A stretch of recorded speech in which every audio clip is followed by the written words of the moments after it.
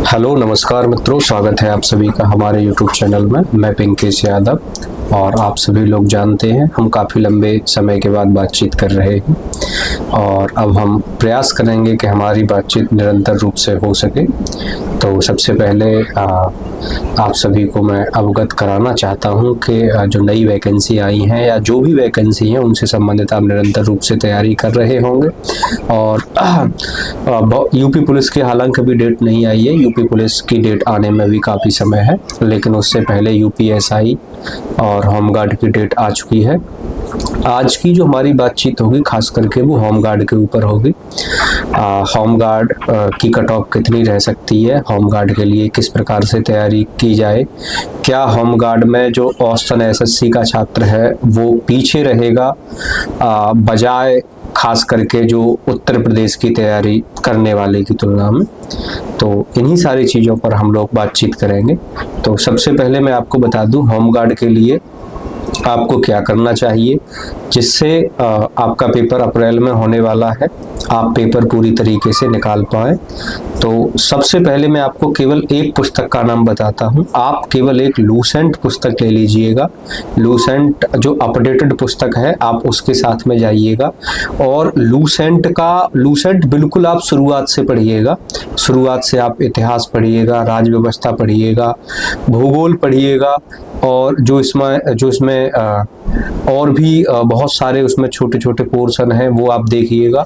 वहाँ से करने के बाद आपकी होमगार्ड के लिए लगभग बचेगी यूपी की जीके और खास करके उत्तर प्रदेश पुलिस से संबंधित एक्ट वगैरह। तो यूपी की जीके के लिए आप चाहे तो यूट्यूब पर इमरान सर का जो लेक्चर पड़ा हुआ है उत्कर्ष क्लासेस पर आप उसे देख सकते हैं, वरना आप कोई छोटी सी पुस्तक ले लें यूपी की जीके या फिर किसी भी चैनल की एक बड़ी सी वीडियो देख लें आप, उसमें आपकी यूपी की जीके का काम हो जाएगा। लेकिन मेन जो आपके पास में सिलेक्शन के लिए जो सबसे ज़्यादा मायने रखती है पुस्तक वो मायने रखती है आपकी लूसेंट। लूसेंट को कम से कम आप तब तक कोशिश करें कि आप 2 बार रिवाइज कर लें बढ़िया तरीके से। लूसेंट रिवाइज करने के बाद आप फिर प्रैक्टिस सेट लगाएं और प्रैक्टिस सेट में जो करंट अफेयर्स से संबंधित जो प्रश्न बनते हैं या जो जैसे और भी यूपी पुलिस की जो अभिरुचि से संबंधित जो सवाल बनते हैं उन प्रश्नों को आप A4 साइज के पेपरों पर नोट कर लें, जिससे कि आप जब पेपर देने जाएं और पेपर देने से 4-5 दिन पहले 10 दिन पहले आप उनको सही तरीके से रिवाइज कर पाएं। यूपी की जीके के लिए आपको इतना डेप्थ में जाने की आवश्यकता नहीं है, क्योंकि आपको पता है कि यूपी की जीके यूपी पुलिस में कैसी पूछी जाती है, उसी स्तर की जीके पूछी जाएगी। एक आध किसी शख्सियत के बारे में पूछा जाएगा, लोक नृत्य लोक नाट्य के बारे में आपसे जानकारी ली जाएगी और कोई अनुसंधान आपसे उत्तर प्रदेश का पूछ लिया जाएगा। खास करके आप जो नवीनतम या जो लाइट में अनुसंधान रहते हैं उनसे संबंधित ज़्यादा तरीके से सवाल बन जाते हैं। पुराने सवाल आज के टाइम में बहुत कम पूछे जा रहे हैं। करंट अफेयर्स से जो लिंक होते हैं वही सवाल ज़्यादा पूछे जा रहे हैं। तो आप उसके लिए केवल आप लूसेंट के साथ में आप जा सकते हैं। और यूपी की अगर आप जीके की पुस्तक लेना ही चाहते हैं तो फिर आप परीक्षावाड़ी के साथ में चले जाओ। अगर आपको लगे कि सर अब तक हमने लूसेंट 1-2 बार कंप्लीट की है और हम चाह रहे हैं कि यूपी के लिए हम परीक्षावाड़ी के साथ जाना चाहते हैं, तो आप यूपी की जीके के लिए परीक्षावाड़ी के साथ में जा सकते हो। वहां से आपकी यूपी की जीके कंप्लीट हो जाएगी। करंट अफेयर्स के लिए अप्रैल में पेपर है, तो करंट अफेयर्स पर मूल फोकस होगा उनका अक्टूबर, नवंबर, दिसंबर, जनवरी, फरवरी तक का। इन जो ये महीने मैंने बताए हैं इन महीने की आपको करंट अफेयर्स कंप्लीट लेके चलनी है। और करंट अफेयर्स के लिए उस समय तक संभवतः आई दृष्टि एक पत्रिका आ जाएगी जो खास करके यूपी पीसीएस के लिए फेमस है, लेकिन ये भी लेखपाल का पेपर है और पूरी तरीके से इसमें जीएस आ रही है। तो आप आई दृष्टि ले लीजिएगा जिसमें से आपके बहुत सारी चीज़ें कंप्लीट हो जाएंगी।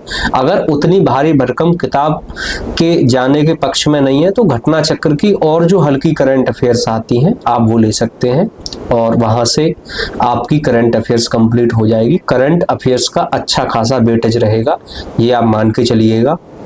सामान्यतः जो जीएस होती है वो सब लोग एसएससी वाले हुए, यूपी पुलिस वाले हुए, और भी अतिरिक्त जो कंपटीशन की तैयारी कर रहे हैं वो वहाँ से कंप्लीट हो जाती है उनकी।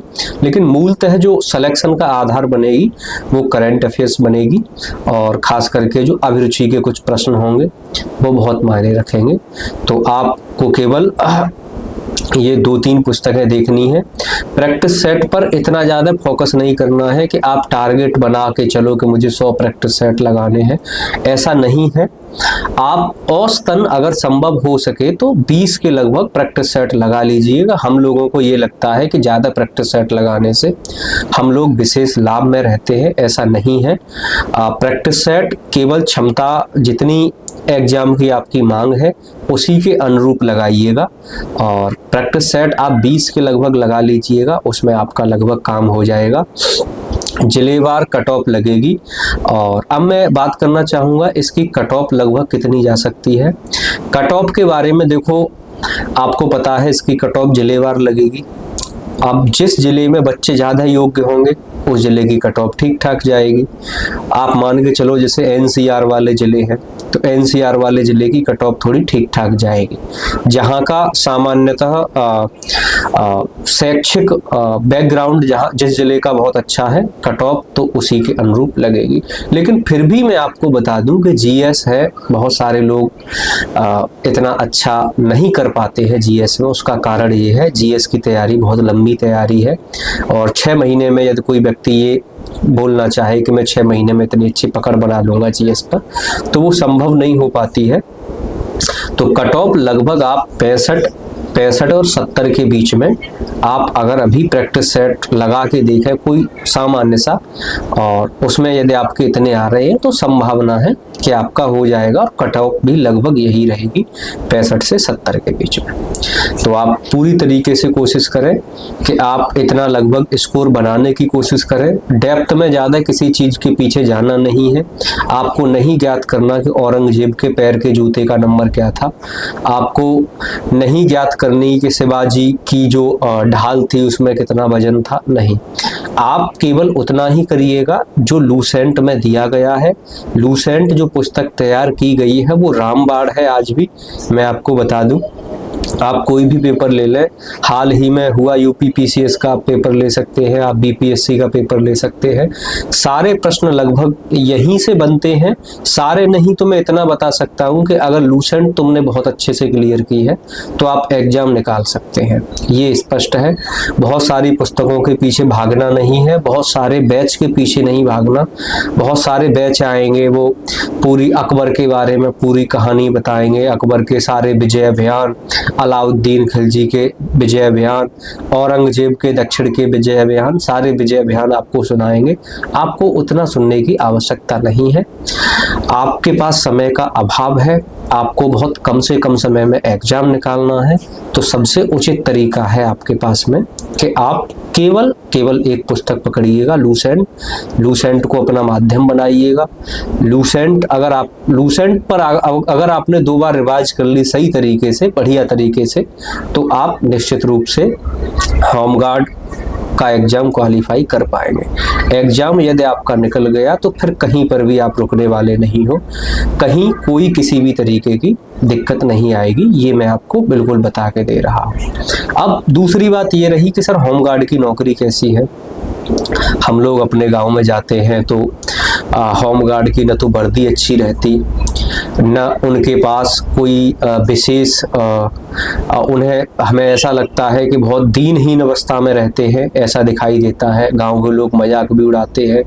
ऐसा भी माना जाता है कि उनके पास विधिक शक्ति इतनी नहीं है जितनी एक सामान्यतः सिपाही के पास में होती है। तो मैं ये धारणा आपकी बिल्कुल स्पष्ट कर दूं, विधिक शक्ति है संविधान में या नियमों में। कोई भी व्यक्ति, चाहे वो दरोगा हो, आईपीएस हो, किसी व्यक्ति के पास में किसी के मौलिक अधिकारों का हनन करने की शक्ति नहीं है, मैं आपको स्पष्ट बता दूं। और सरकारी नौकरी में सब नौकर है, नौकर शब्द के नौकर पीछे लगा हुआ है, तो आप अपने आप को मालिक मानने की कोशिश न करें। आप सिपाही बन गए या दरोगा बन गए, आप ये कोशिश न करें कि एक सड़क पर जाने वाले व्यक्ति को मैं परेशान कर सकता हूँ। आप नियमों में बंधे हुए होते हैं, जहां आपकी ड्यूटी लगती है वहां जिस प्रकार के नियम होंगे उसके अनुरूप आपको कार्रवाई करनी पड़ेगी। ऐसा नहीं है कि आपकी ड्यूटी लगी हुई है आगरा में और आप अपनी वर्दी का रौब दिखा रहे हैं एटा में जाके, ऐसा संभव नहीं हो पाता है। वहां आप केवल एक नागरिक हैं और जहां आपकी ड्यूटी लगी है वहां आपके पास अधिकार है, और वो भी संविधानबद्ध अधिकार है आपके पास में, आप नियमों में बंधे हुए हैं। तो और दूसरा मैं आपको बता दूं पक्ष, सैलरी यूपी पुलिस में और होम गार्ड की में ज़्यादा अंतर नहीं है, लगभग सेम ही सैलरी है। और होम गार्ड में ये विशिष्ट फायदा है कि यदि आज आपका जाने का मन नहीं कर रहा तो आपको आज की सैलरी नहीं मिलेगी, और न आपके पास विशेष तरीके की कोई कागजी कार्रवाई होगी, न मिसकंडक्ट लगेगी, कोई किसी तरीके की दिक्कत नहीं होगी। आपका मन नहीं कर रहा आज नहीं जाने का तो कोई बात नहीं है, आपको सैलरी नहीं मिलेगी उसकी। और वर्दी का ये होता है कि वर्दी लगभग सेम होती है, सिपाही से लेके आईपीएस डीजीपी तक की लगभग वर्दी सेम होती है, केवल स्टार और ये बैच वगैरह को हटाकर। यदि आप अच्छी वर्दी धारण करेंगे, अच्छी चीजें रहेंगे तो सब कुछ बहुत बेहतर होगा। दूसरी बात, घर से आपके नज़दीक थाने पर आपको पोस्टिंग मिलेगी। पोस्टिंग के कई नियम होते हैं, आपको अपना जिला मुख्यालय पर भी ड्यूटी करनी पड़ती है। जैसे कि मान लो मेरा जिला एटा है और तो कभी कभी ये होता है कि मेरा जिला मेरे यहाँ से 40 किलोमीटर दूर है, जबकि मेरा थाना 3 किलोमीटर दूर है। तो कुछ थाने पर ड्यूटी करते हैं, लेकिन कुछ लोगों को जिले की जहाँ जिलाधिकारी बैठते हैं वहाँ ड्यूटी देनी पड़ती है, लेकिन उसकी उनको अतिरिक्त सैलरी मिलती है। ये सिस्टम होता है। इससे आप कहीं बहुत सारी जगह, जैसे आप आप गाड़ी वाली लाइन में जा सकते हैं, आप कोबरा वालों के साथ में रह सकते हैं, आप 112 पर लग सकते हैं। सैलरी थोड़ी और इंक्रीज होके मिलती है। और भी होमगार्ड में कई प्रकार के कोर्स होते हैं। और सबसे अंतिम बात, यदि आप होमगार्ड में लग गए, आप अपने घर पर रहोगे, आपको परिवार इधर से उधर विस्थापन करने की कोई आवश्यकता नहीं होगी, और आप अतिरिक्त व्यवसाय भी कर सकते हैं। यदि आप मान लो यूपी पुलिस से आपको 4000 रुपये कम मिल रहे हैं, लेकिन यदि आपके यहाँ पर थोड़ी सी खेती भी है या और भी घर पर आप कोई पुश्तैनी आपका काम है, आप उसे भी देख सकते हैं। 8 घंटे की ड्यूटी होती है, ड्यूटी बहुत सामान्य होती है, कोई विशिष्ट जिम्मेदारी नहीं होती है। तहसील में लग गई तहसील में बैठना है, और कहीं बैंक पे लगा दी बैंक में बैठना है, चौराहे पर बैठना है, कोई विशिष्ट जिम्मेदारी है नहीं, कोई तनाव भरा काम है नहीं। सबसे अच्छी नौकरी है, आज के हिसाब से सिपाही से भी अच्छी नौकरी है आपकी होमगार्ड की। तो आप बिल्कुल निश्चिंत होकर तैयारी करें। मेडिकल हुआ आपका, रनिंग हुई आपकी, ट्रेनिंग हुई, कहीं पर भी किसी भी प्रकार की कोई दुविधा आने वाले नहीं है। आप केवल पेपर निकालिएगा, पेपर यदि आपका पास हो जाता है तो आपका सिलेक्शन 100% श्योर है। तो बिल्कुल आप तैयारी करिएगा। मेरी तरफ से आप सभी को शुभकामनाएं, और जय हिंद, जय भारत।